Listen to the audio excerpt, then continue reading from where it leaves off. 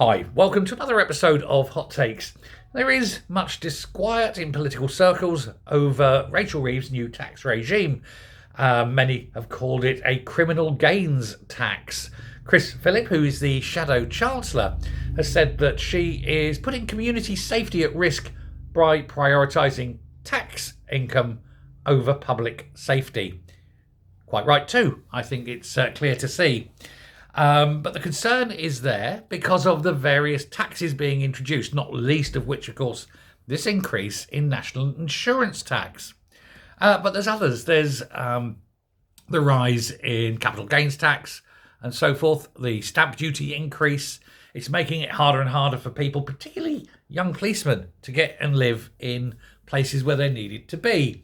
The effect is, and they've crunched the numbers, that it could result in a drastic reduction in police numbers of anywhere between 36 and 40,000 officers.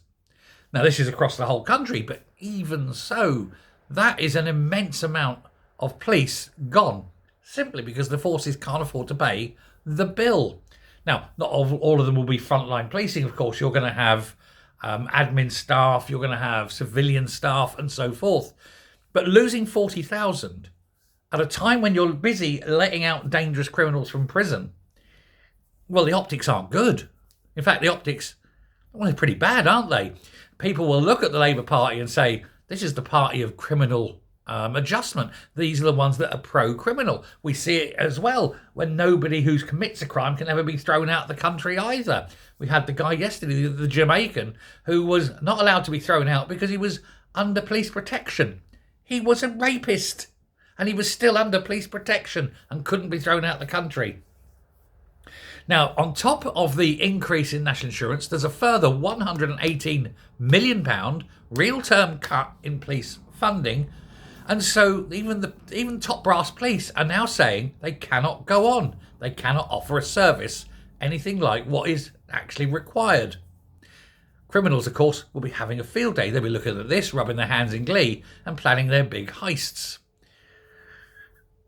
I mean, I made a point of saying the other day that I went to London to get a security box, £250 a year.